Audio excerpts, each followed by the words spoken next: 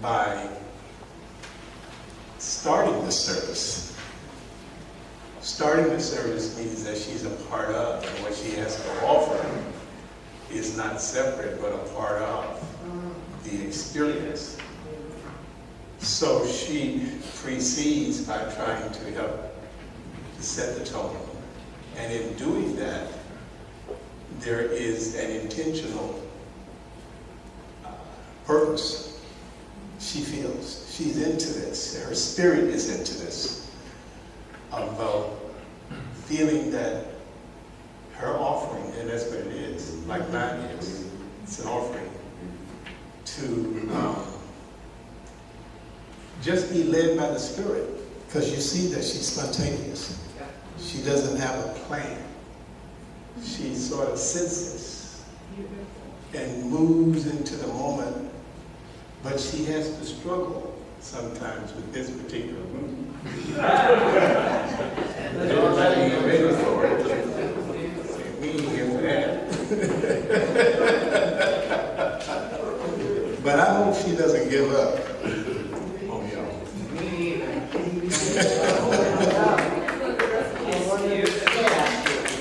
And so before we begin the talk, let's make sure that your phone cells are off. And if somebody's phone goes off later on, don't give them the ugly look and get all frustrated. Make them feel like wish they were never born. And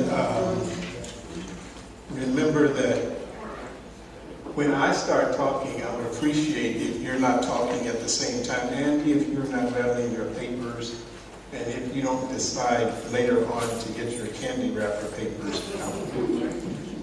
It's necessary for me to say this every week, simply because there might be somebody here who has not heard me say it before. And when you start organizing your book and rattling your paper or talking to your neighbor, it's distracting to me. I get off.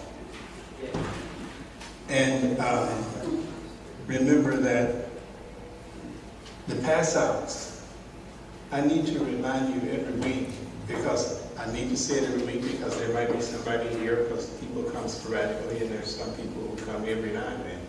Or somebody might be here for the first time. So some of these things I need to repeat every week. And that is that on Tuesday morning, when Diana, I send her the pass out, and she prints them and brings them. So that's a big help for me. That is something that I don't do as a part of the labor, but I have to get up and do it. And whenever it's finished, I release it. Occasionally, every now and then, she's waiting, and I send it 1 minute before dashing out the door, which means she's late receiving it. But she doesn't stress behind it. She says, okay, I'm going with the flow, like ours and Rio. But what I'm reminding you that check your email in the morning, because now my pattern is that I will always include you on the email when I send the pass out to her. And if you can get into the habit of bringing your own, then she has to print fewer copies, right? So as we go forward, especially into next year, we'll kind of get a feeling for who's able to print out their own, and we will know how many copies to bring, which should be less than half. Don't you think so? So if you're going to, if you receive it, then send me an email back and says I've received it, then I can let her know how many to bring. Is that a good deal? Yes. Now somebody might be so generous and say, you know, I'm going to bring 2 copies, because there are some people here who are not able to bring their own copy. So either bring your own or bring an extra one. And then we'll have them at the table, and then Diana will have to bring fewer and fewer. That helps to cut down on our cost, because the cost of, you know how much that costs. And it's costly for us simply because we bring so many copies every week. And sometimes we duplicate, you know, and because even though I know you've had the copies before, I feel that on that particular day, you might not bring that copy that I gave you 4 weeks ago. So you get duplicates like that. You understand? And the other thing, I rework the same one sometimes. I might take it and take paragraphs out of it this way and create a whole new pass out, so you don't have that. So you can help by bringing your own, and bring in an extra one, and we'll change that habit going forward. Remember that today is food day, so we'll have food after we meet today. This Tuesday, the last Tuesday of this month is our last meeting for this year. We will take a break. This announcement I will need to spend time on for the next couple of weeks to make it clear that you understand that. While we are not coming here on Tuesdays, the workshop continues with Rena and I. We have a plan that we're going to continue to work during the break by, one, continuing to build and work on the website. We have a lot of work to do on that website. And so we're going to continue to meet on Wednesdays for the same Tuesdays for the same period of time and other times.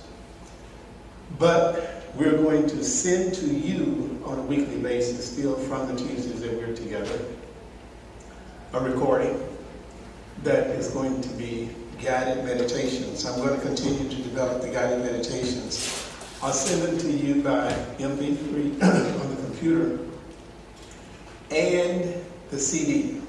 I'll mail. She's going to make the copies, and I will mail you the CDs from the weekly guided meditations developed from our material here.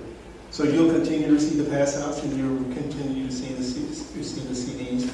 And we're going to be spending hours together on building the website. So you can go on the website and get these guided meditations, or you can get them a CD. And you can, and on the website, you can make a donation, whatever you'd like to give. And we'll give you the blue envelopes where you can mail a donation as you feel you want to do however while we're apart. Because in order to do the guided meditations, I will be coming here, and we're going to be doing them here. So I will be continuing to give the church donations, paying her, and whoever and wherever we need. So your donations are important. I'll have to repeat all of that for the next couple of weeks. So we're going to get started here.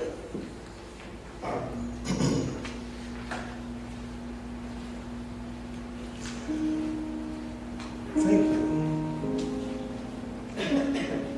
So let's just softly center ourselves by thinking about the lyrics in this song. I come to the garden. And the garden is a place of consciousness, right? It's a quiet place.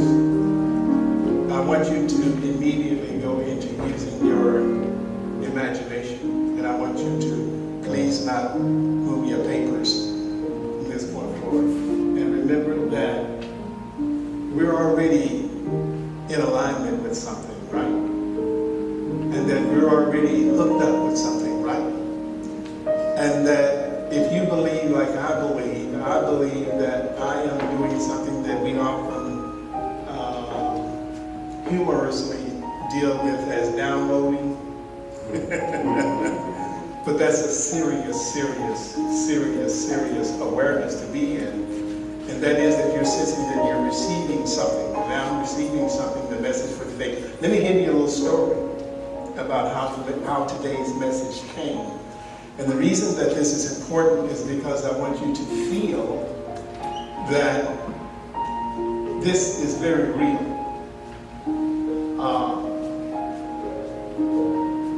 Pearl, where is she in the other room? Yeah.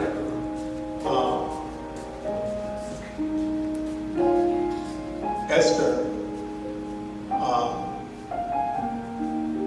There are a couple of others of you who are very Henry.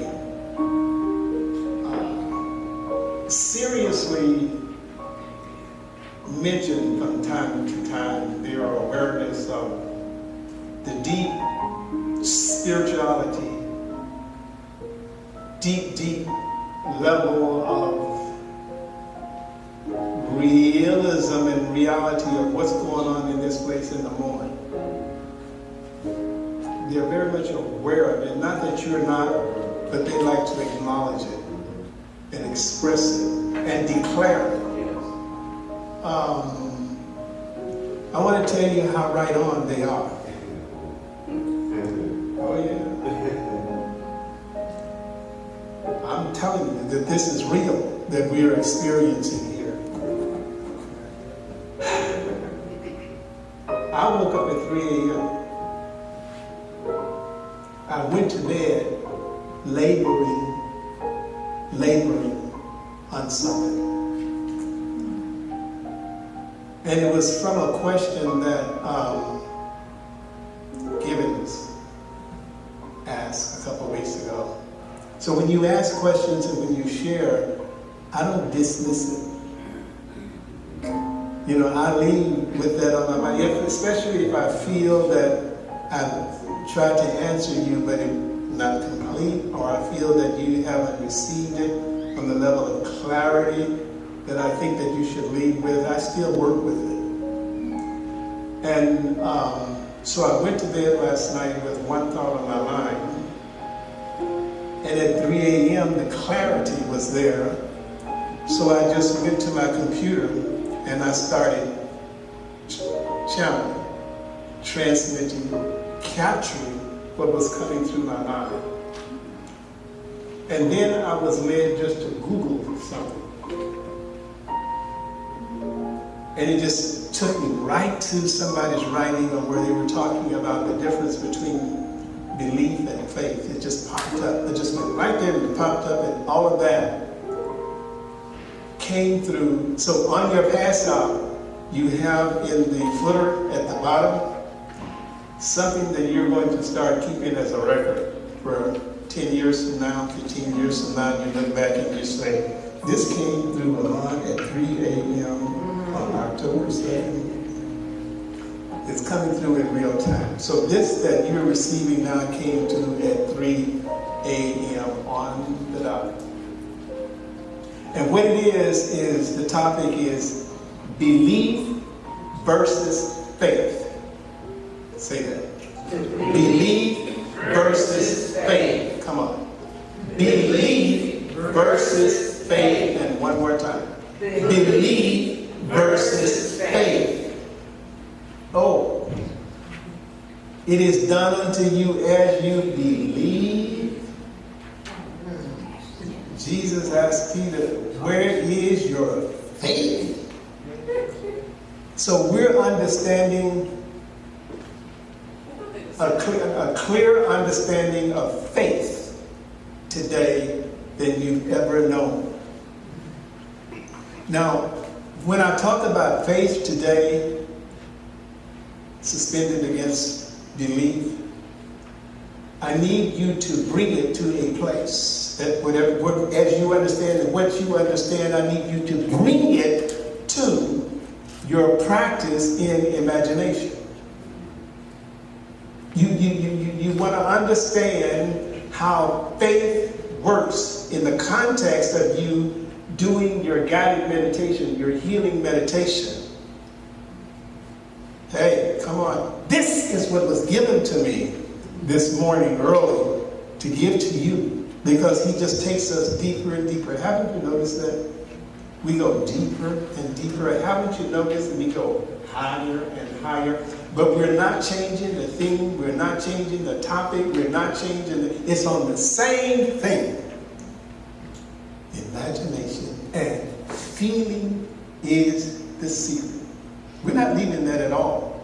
So the talk today helps you get into a deeper experience of the feeling in your imagination, where you're going to that place of fulfillment, going to the end and the realization that it is done, it is finished, I'm living in it, walking in it, being it. That's what today's talk continues to help you to do, by understanding how belief and faith works together in your imagination. Belief versus faith. The bottom line that you're going to end up with in your understanding is, look at your pass out. What's under belief versus faith? Knowing versus doing. And that's where it is. Knowing is your belief, and faith is your doing. Sure you know, and sure you believe, but the Bible says, blessed are ye, be not hearers only, see, but doers. Doers. So in your guided meditation and in your prayer work, what you are doing is doing. You're applying it. And you are applying your faith. There's a scripture that says faith without works is dead. Faith without works is dead. Peter said, you guys are talking too much for me. Peter said, if you call me, if you bid me, I will do what? I'll come. I'll come out of this boat and walk on that water. Well, it was his belief and what he knew. He believed, but he didn't have enough faith. So he said to Jesus, if you call me, I'll come, because I believe. It could be.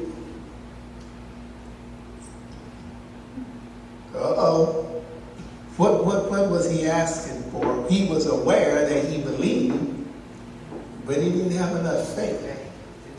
But he had enough sense to know, and to know what he needed. So, where does this faith come? Well, trust and faith, same thing. It's a synonym. In other words, I trust in you. I have faith in you that if you call me and tell me that I can do it, my belief will be in action. That's what faith is. Faith is your belief in action, and you're doing it. Okay.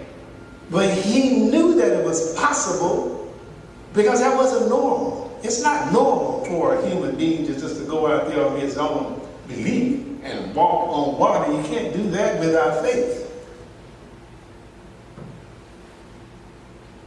You need to slow it down.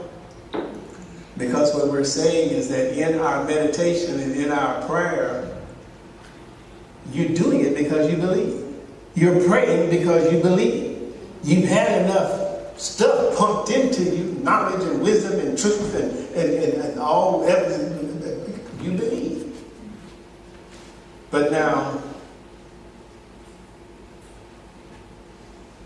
he trusted in Jesus.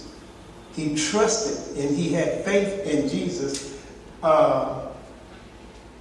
You come here because you believe, but what's helping you to grow deeper and deeper and higher is because of your faith in your facilitator, your faith in your teacher, your faith in your instructor. You see what I'm saying? You have faith in me.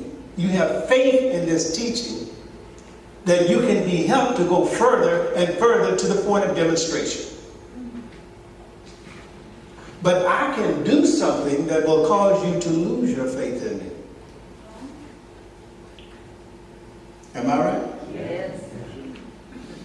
I can say something, do something, eventually so you lost your faith. But that hasn't affected your belief. Let me keep using some examples. You probably can help me, but I don't want you to, because it'll take too much time. But you probably can think of some examples of how this faith thing that I'm talking about. Wolfgang Goethe, that was his first name.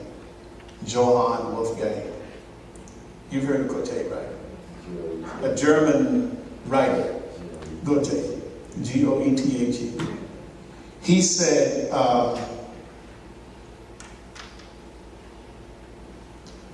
willing is not enough. Willing is not enough. We must do. Willing is not enough. We must do. So I gave you that as a background. Now, all that I said before I go into, now the sharing and the reading is coming from Seed Time and Harvest by Neville. Seed Time and Harvest is one of the 8 or 9 books in that book called The Essential Collection by Neville, a collection of books. Seed Time and Harvest is one of those books.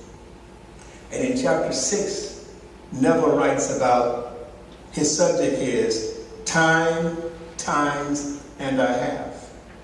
What he is doing is interpreting and giving you a practical illustration of what that means from the book of Daniel. And where is it, Daniel? Well, Daniel chapter 12, 2 verses 6 and 7. And in that Old Testament book, he is discerning, translating, and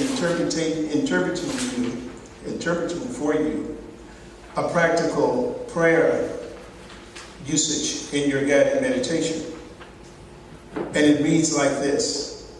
And one said to the man clothed in linen, which was upon the waters of the river, how long shall it be to the end of these wonders? How long shall it be to the end of these wonders? And I heard the man clothed in linen, which was upon the waters of the river, when he held up his right hand and his left hand unto heaven, and swear by him that liveth forever, that it shall be for a time, times, and a half. What shall be? That's how long it shall be. How long shall what be? To the end of these wonders. And what I see Neville is saying here, that the question is, from a spiritual sense, is that how long shall it be that these imaginations, these wonders, these prayer requests, these wonders, these aspirations, these goals, these needs, these whatever, these wonders, these imaginations, these wonders, these things that I'm desiring to create in my imagination, you see what I'm saying? How long shall it be to the end of these wonders? As you're falling to sleep at night in prayer about something. These wonders, got it? Okay, how long shall it be to the end of these wonders? And so in Revelation, the revelation of the meaning of that, see, this is what would have come through Swedenborg. This is what would have come through a mystic. This is what would have come through a sage. This is what would come through the so-called psychic or the mystic or the healer. Do you see? Quimby. It says, then it shall be how long? For a time, times, and a half. That is what was given. The interpretation of time, times, and a half is what we deal with now. That's what Neville is translating in this chapter, Seed Time and Harvest. He says, how long? Do it. Read that with me.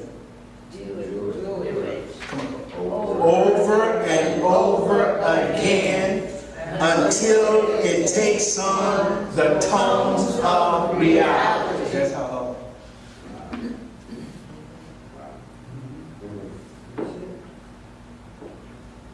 Can't get lazy because it hasn't happened yet. Can't get lazy because you haven't seen the evidence yet. Can't get lazy, you can't get tired. You don't get weary. You've been doing this for 6 months. I'm tired. That stuff don't work. Just briefly, I can't stop you, but I'm flowing. I was just saying, when Jesus said 70 times 7, is that the same thing? No. No? Whole different subject. Okay. Do it over and over again until it takes on the tones of reality.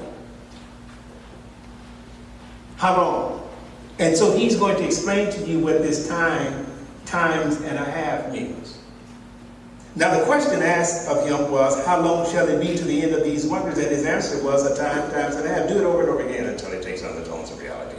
A time means to perform the imaginary action, which implies perform the imaginary action which implies the fulfillment of the wish. So, we've said to you over and over and over that you have to capture the vision, the imagination of what this thing looks like when it's fulfilled, when you're living in the end, when you got it, when you're wearing it, when you're sleeping with it, or when it's gone and you don't have to sleep with it no more, or whatever it is.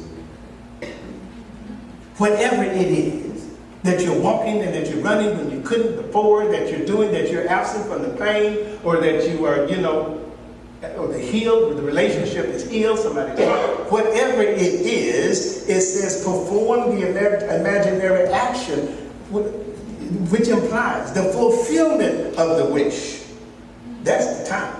Then it's going to explain the times, the next times, and then the and a half. What is it? Time, times, and a half. That's the time. Then it's going to explain the times with an S. And then it's going to explain and a half. So you got the time, right? The time means to perform the imaginary action which implies the fulfillment of the wish. Now, times, the next part, mean to repeat the imaginary action over and over again. Got that? Let's thread it together. And half means the moment of falling asleep while performing the imaginary action. The moment of falling asleep while performing the imaginary action. For such a moment usually arrives before the predetermined action is completed, which simply means that oftentimes you'll fall asleep before you complete the first step, second step. So now you can set aside the ego questions. I fell asleep, so what? That ain't a bad thing. You're not just doing this thing 1 or 2 times. You made a commitment to this. And you're going to hang in here until you get your stuff. Until that healing is manifested. Until your answer shows up. So whenever you fall asleep sometimes every now and then, it comes under the category, shut up. Let's cut through the chase. Just shut up and do this thing. And stop asking all those silly questions. Just do it. Practice it until your answer breaks through. Don't get tired. Don't get weary. Don't give up. I press toward the mark of the high calling. Press on. Therefore, this moment can be said to be a half or a part of a time. Time, times, and a half. That's the complete composition of the guided healing meditation. Right there. Ms. Pearl, Ms. Esther. You're right. This is some deep stuff. This is some deep stuff. He says a number of years ago, he's given an example of this. Neville writing is replete with examples and demonstrations. Am I right? Yeah. Look at this one. A number of years ago, a widow living in the same apartment house as me, same building that he was living in, came to see me about her cat. The cat was her constant companion and dear to her heart. The cat was, however, 8 years old, very ill and in great pain. The cat hadn't eaten for days and would not move from under her bed.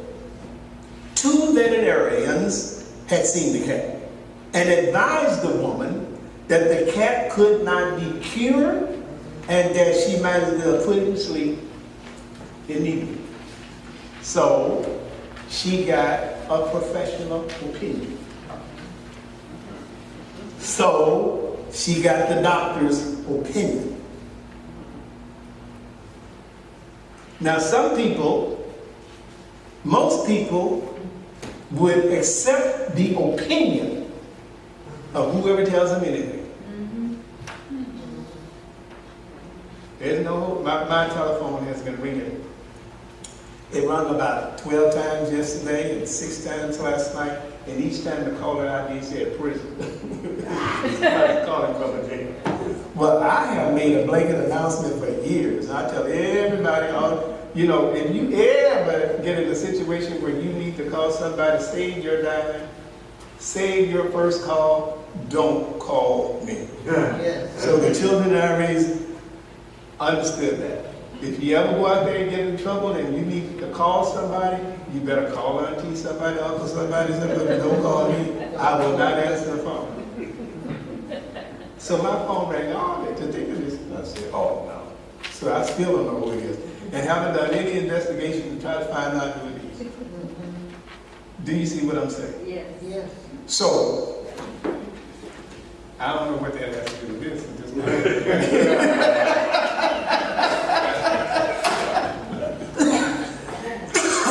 I'm going to tell you how it somehow it just came in. So I'll tell you how that deals with this when I go back and start again. Oh, opinion. So at this point, the person has to now, who's making the call, you even in a situation like that, you have to be careful of what you're believing, because there's a way out for that person. Yeah. Even for that person in that situation, there's an answer, there's a way out, and there's a solution. Yeah. Now I know what it's got to do with you. Let people solve their problems. Mm-hmm. Let people solve their problems. Oh, yes, not you. When you get 72 years old, too many old people are still solving people's problems. Yeah. And what is your opinion about that situation? So my opinion is that you'll work it out. So you'll work it out.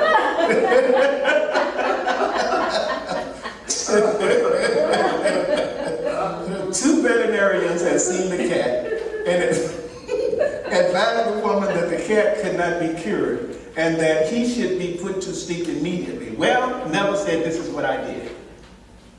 I suggested that night, she told the woman, Yes. before you fall asleep, create in your imagination some action that would indicate that the cat was its former healthy self. Yeah. Do you see? Yeah. This is what we've been talking about for 3 years, you guys. Yeah. This is what I'm telling you now. This is what we're bringing it down, holding it down to the state of practice. So what you should do now, think about whatever that you're praying for, praying about, praying to change. You've got to create in your imagination some action that would indicate whatever. Your former state of health. Get an old picture of yourself before the condition was experienced. Do you see? That's an example. And have that picture of yourself and talk to that picture of yourself as you fall asleep. Before the opinion, before you accepted the opinion of the professional. Before you accepted the opinion of the MRI report, the blood analysis, whatever it is, before the situation with the housing arose, before the transportation problem occurred, before the impasse in this relationship, when the relationship was harmonious between you, you got some more pictures around. Go back to that state. Neville has a one chapter where he talks about revising the past. Same thing. So I advise her to do it and do that what? Over and over again until it takes on the tones of reality. Do what over and over again? Well, create in your imagination some action that would indicate that the state of the cat was in before he got sick. Do it over and over again. She promised I'll do this, however she said. This she promised to do. Then there's a however. Now, this takes care of your howevers and your buts. But get tired. You know, faith is, so here comes faith. Belief. So this was her belief. She decided to implement and put forth her belief, but her problem that was lacking here was faith. Our topic is belief versus faith. So we're clarifying belief versus faith. Belief and faith. So here's the other part. That's belief. She said she promised to do it. Why? Because she believed. However, she had lack of faith. Just because your faith is lacking is where we get tripped up sometimes. And we're kind of like too hard on ourselves. And you need to give yourself a break. And you need to chill. And don't worry about it. Don't worry about your lack of faith. That don't mean nothing when it comes to prayer, when it comes to God. He says, where is your faith? O ye of little faith. Faith as a grain, as a mustard seed, which means chill out. You don't need all of that. You just need faith. But you're worried because you have big faith, strong faith, a lot of faith. Chill. You know what the size of a mustard seed is? You can't even, you need a magnifying glass to see it. Just use that much. And it's amazing the miracle working power of a little bit of faith. Yes. This creative guided meditation that you're doing in your mind as you're falling asleep is mustard seed faith. You're not even worried about it. You know what? God just wants you to take a step, just a movement, just a little bit. That's all he needs. Then he grabs it and it labels it, it expands, it rises, it bursts forth into an awesome nuclear power.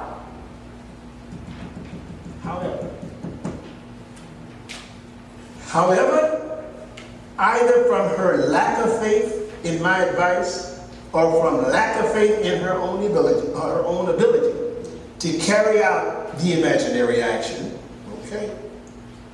I told her to do it over and over again until it takes on the tones of reality. Then she promised to do it. However, either from her lack of faith in my advice or from her lack of faith in her own ability to carry out this imaginary action, so she asked her niece to spend the night with her. Now, this request was made so that if the cat were not well by morning, the niece would take it to the veterinarians, and she, the owner, would not have to face such a dreaded task herself. Let's take a look at that. I'm telling you, it simply means stop being hard on yourself. Stop thinking that it takes all of that. And one thing that we will get down on ourselves is because we've been doing this for a whole year and there hasn't been any results that you would want to see. Maybe there's a reason for that. And this clears that up. Maybe you're thinking that there's so much more that you need to do, or so much more that you haven't done. And all of those webs, cobwebs, need to be out of your mind. All that stuff means nothing. Those are distractions of the ego. That's a waste of time.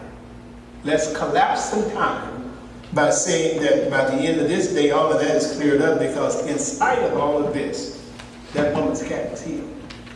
That's where we're going. That's the next line. Well, let's see what was in her mind. But what was she doing? She was practicing over and over again all through that night. The veterinarian told her there's no hope. This cat is not going to live through the night.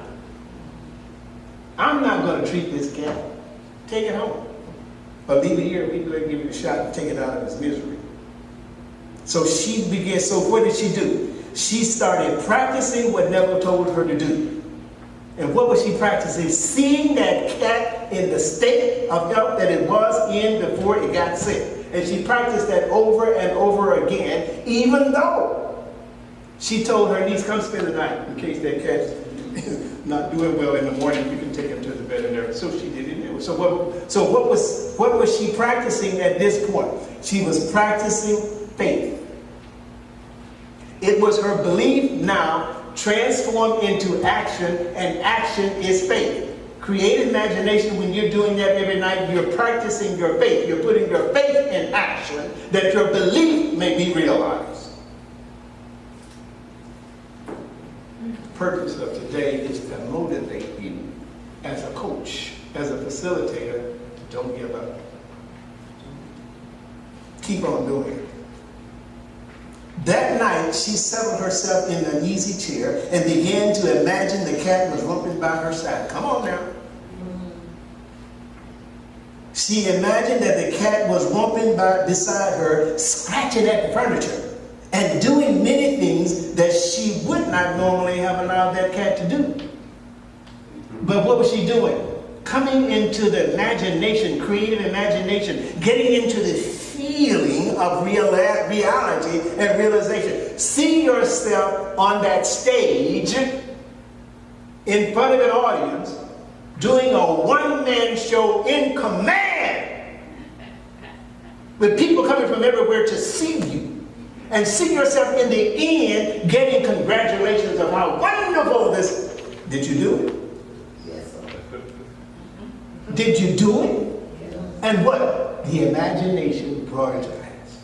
Now you see yourself on the screen being shown in theaters all over the world, and see yourself walking down the red carpet and giving Reverend Armand a ticket at the door. Will call. Everywhere I go, there's a will call for you. There's a will call for you. And see him going to the, you got to do that. And then see him calling, you hear him calling, you say, thank you for that will call ticket that you never. That's part of it. That is it. And you do it over and over and over until it becomes a reality. That night she settled herself in an easy chair and began to imagine the cat was romping beside her, scratching at the furniture and doing many things she would not normally have allowed. Each time she found that her mind had wandered from its predetermined task. Well, that's in the number 2 phase. Time. That's times. Right here. Times. Right in here is the times. Each time she found that her mind had wandered from its predetermined task to see a normal, healthy, frisky cat, she brought her attention back to the room and started her imaginary action, what? All over again. You get tired. You get frustrated. You've been doing this for 3 whole days. Off and on for 6 months. Every now and then for a whole year. And no results. It's those breaks where your problem is. It's those breaks. Continuity. No continuity, no consistency, no persistence.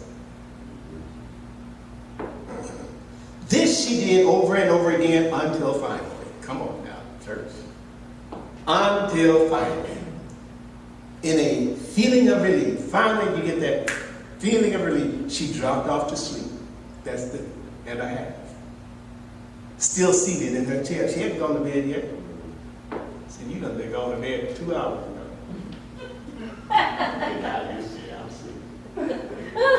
I'm tired. Still sitting in her chair, which means that she was not asleep, but she was slumbering.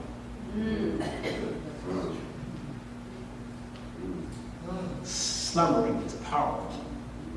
I was just slumbering. Why don't you go to sleep? You're sitting up here slumbering. That's your problem. Go to bed, go to sleep. Well, you ain't working on nothing. At about 4 o'clock in the morning, she was awakened. At about 4 o'clock in the morning, she was awakened by the cry of her cat.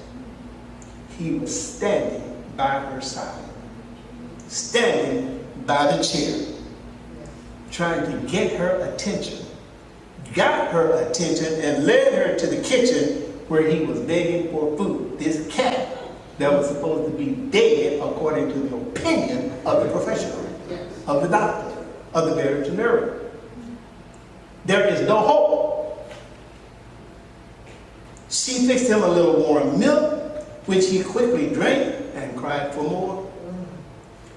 How long shall it be to the end of these wonders? A time, times, and a half. Do you see that times and a half working in there? Yes. And then Job chapter 33, verses 35. No, chapter 33, verses 15 and 16 says what?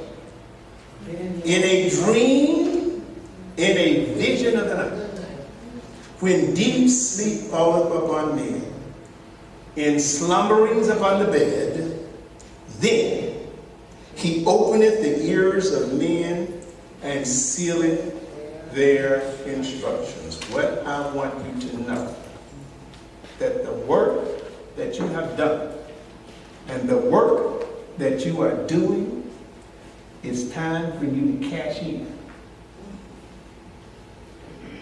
It's real. You've done some real serious work. And it's stuff stored up in heaven that's ready to express through here. It's time for you to take your check to the bank. Cash in. And let it come on and express through. Just get back to your work. Keep on doing it. It's about to break through. But you have to go back and you have to be consistent and persistent. And don't give up. Why? These little moments where you have fallen asleep, you have no idea how far advanced forward to the end that your work has become. That you've gone. So you don't give up.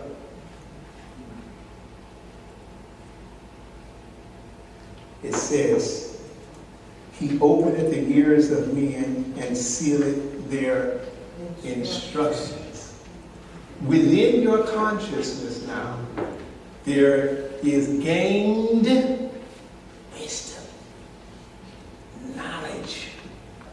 Your consciousness has been programmed toward the end, the realization of your aspiration, your choir request, your prayer request, your healing demo, whatever it is. Yet, when you slump, do you get it? Well, you don't get this if you're not what? Peculiar.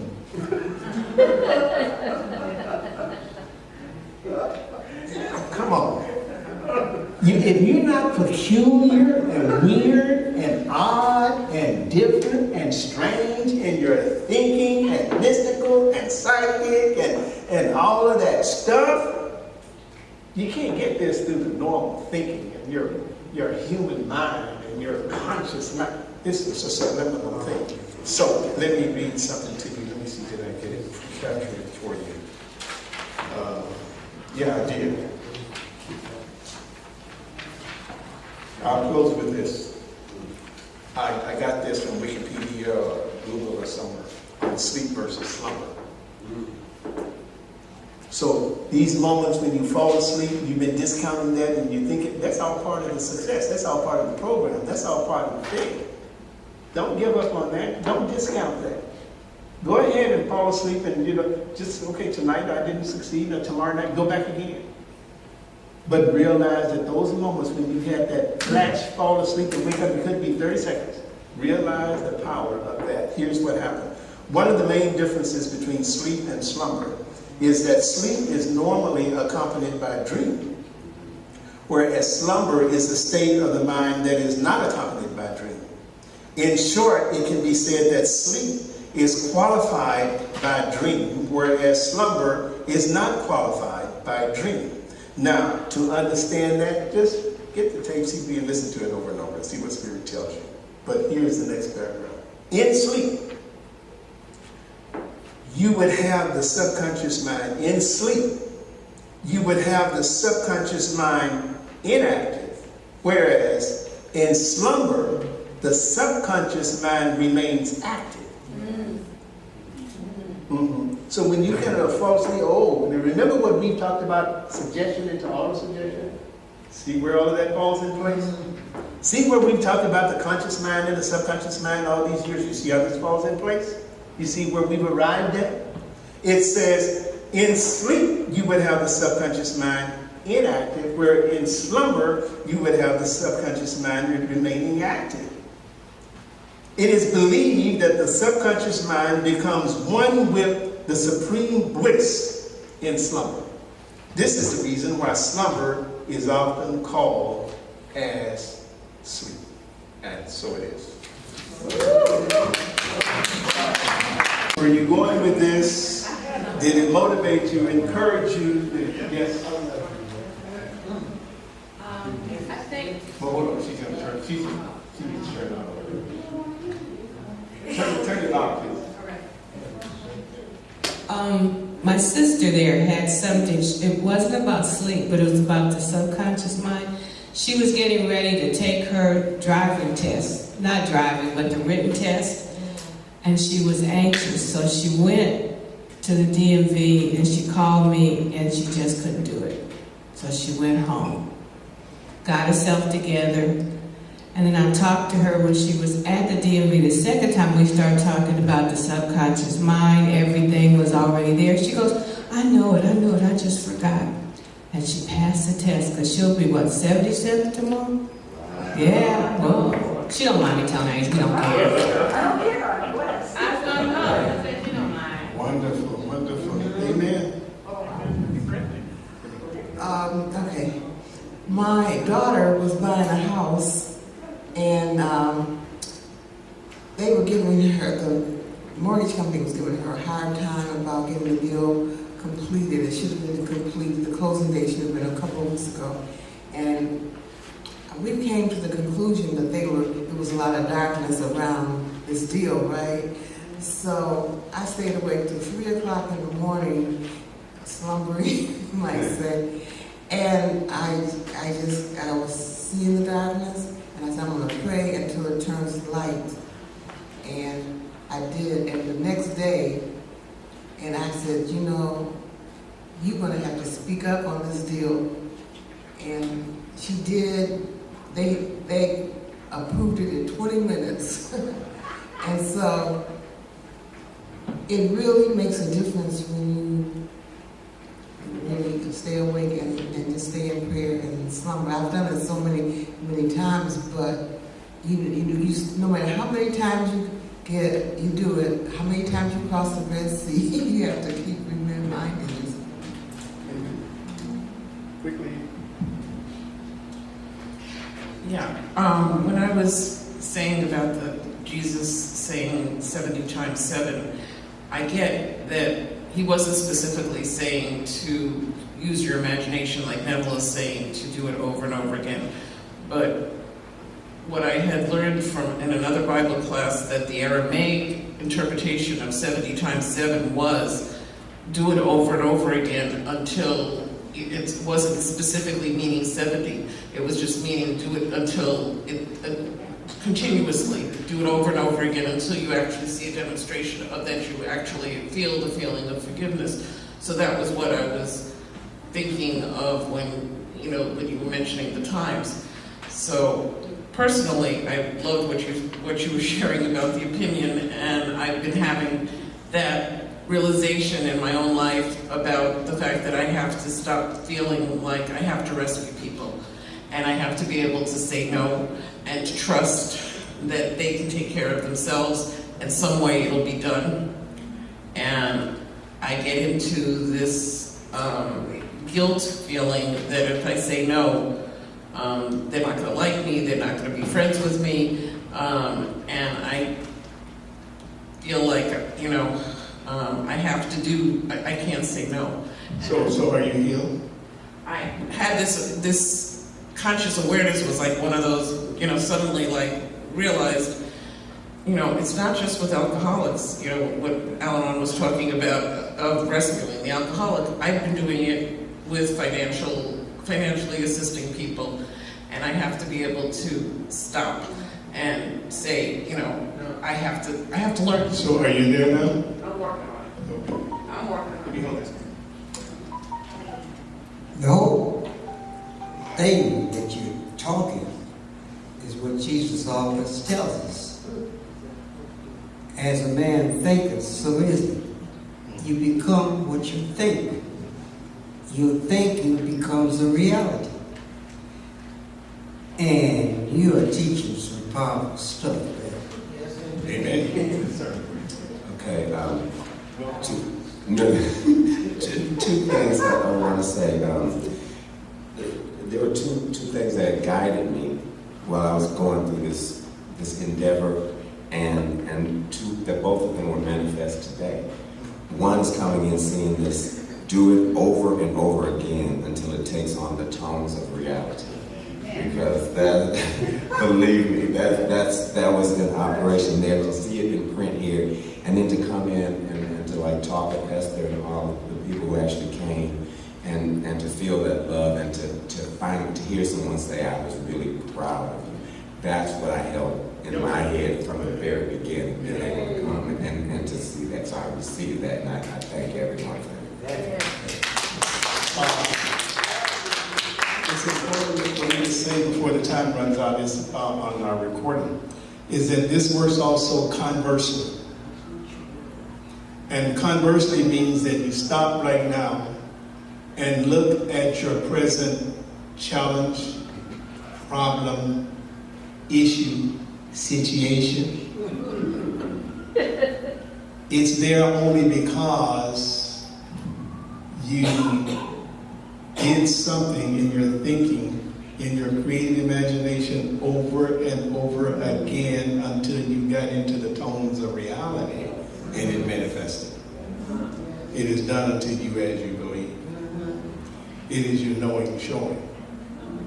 It's the outer mirror of an inner state of mind that didn't just come out of nowhere. But the power and the empowerment in that is that what mind has done, mind can undo.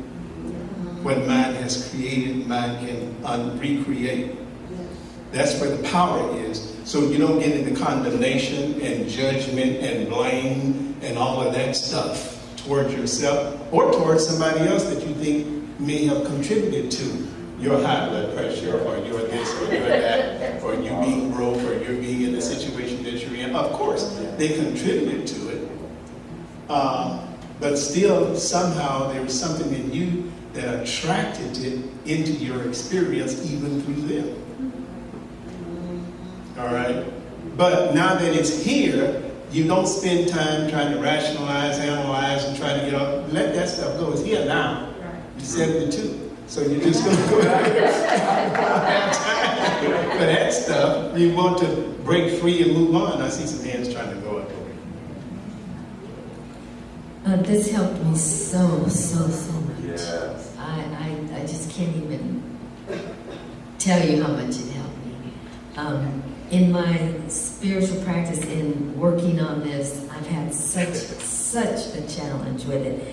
And I realized today it's because I'm putting too much on. I'm trying to think what to do, and if I don't do it a certain way, if it doesn't go exactly the way I think it should go, and all that kind of stuff. And I just realized that I'm putting a human condition on something that is just bigger than that. Yeah. And just do it.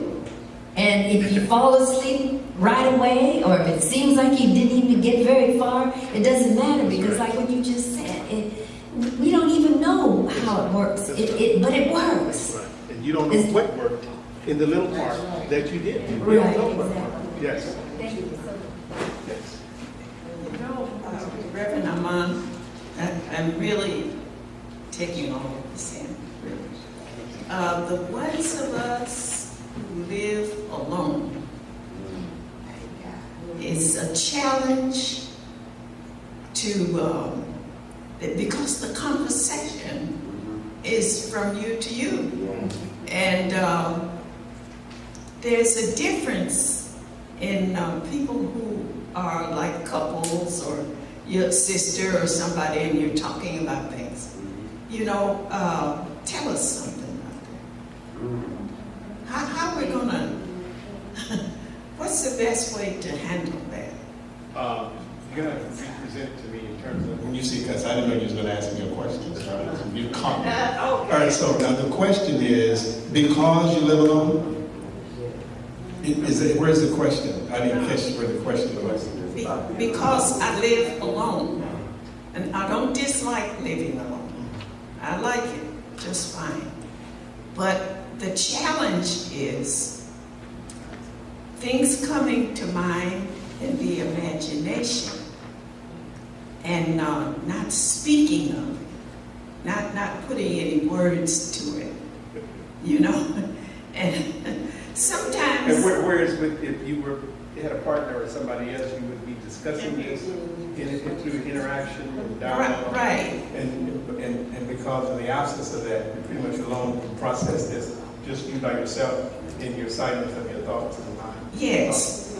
And so handling it, you know. Well, the way you handle that is talk to somebody else who's got somebody there. When they tell you how blessed you are. They tell you how much they wish for those moments in that period of time when they don't see nobody around and they can't think. That's the answer.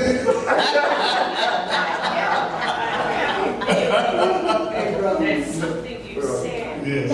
Come on, I'm coming back to you. No. I have a feeling that something you said last week, if you open that up to us, the ones of us who live alone, it might be an incentive to continue it. Yeah. You know, and you said when you go to read Neville, you bring yourself in there in some kind of way. Can you open that up? I think I probably said that I sense and feel its spirit or his spirit there with me. I probably said that. And I don't feel alone. You see, I'm one who feels very comfortable with the presence with me and feeling that I'm not alone. And that I have a partner. I have a company. And I can sense, I just don't feel alone. I don't feel lonely. Not lonely, but I'm not dealing with lonely either. I'm dealing with alone. I don't feel alone. And I feel that that I am in, instead of the word communication, I use the word communion. I'm in communion with something, and I use the word something in contrast to somebody. Yes, communion. I'm in communion with, and not in conversation with. And then, therefore, I don't feel alone. And I'm not alone. And that's how I would answer that to satisfy me, to answer the question that not being with somebody else or interacting with somebody else. Reverend Amon, I have been talking to my doctors and friends and family that it was time for me to give up my walker. I was becoming too dependent on it, but I never would do it. And then the Sunday when we were going to see Daryl, I said, I can't have a walker to go into no theater. And so I said, I'm not going to use it. And I haven't used it since.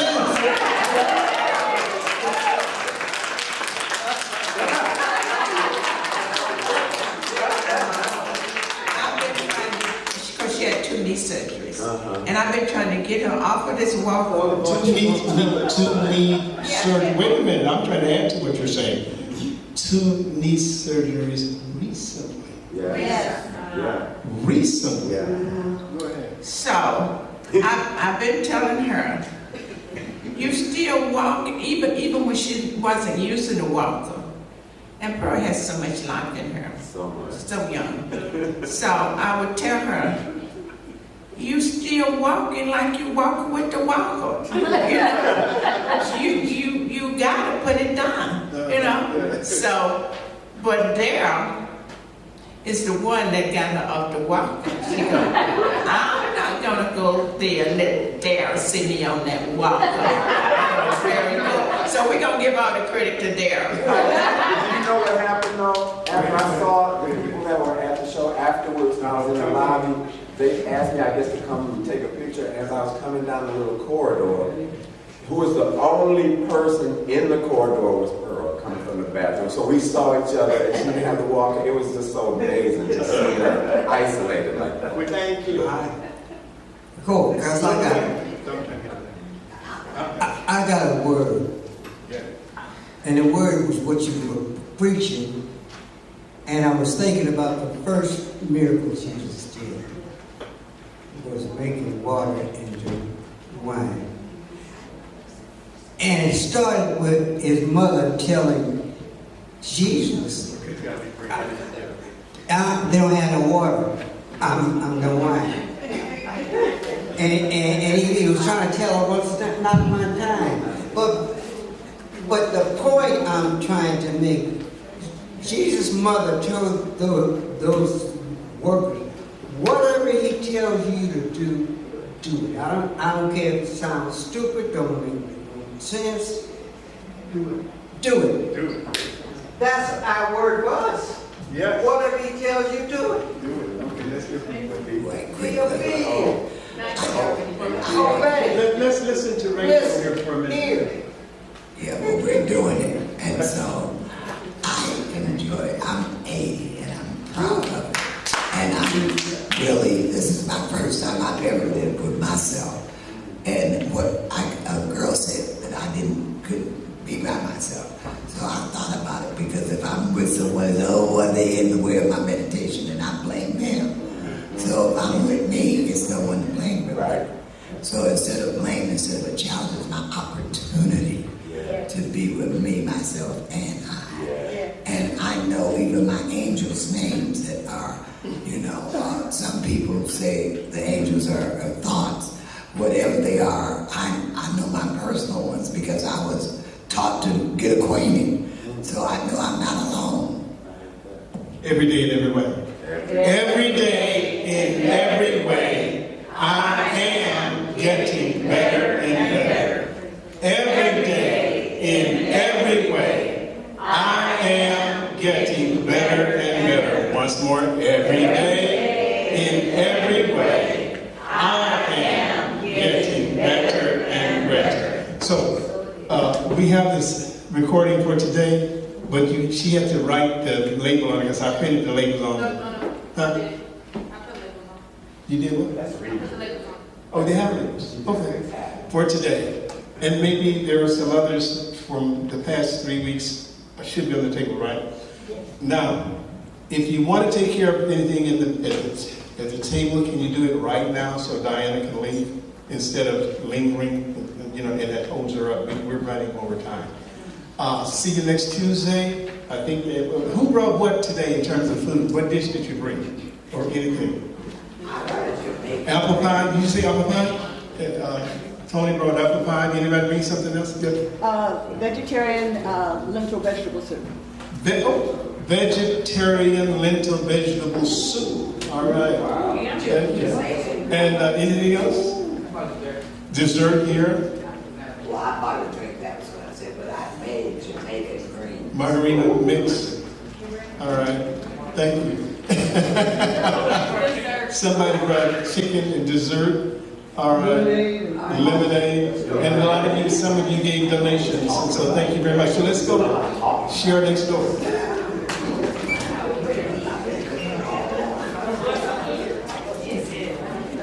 Food is blessed. And so it is. So it is.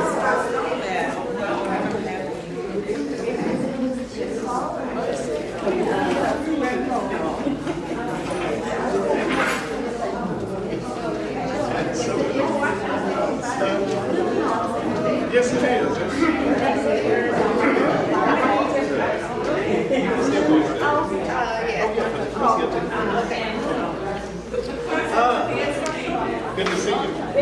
What did you bring? Money, I just paid. Oh, my goodness. Yeah. Good.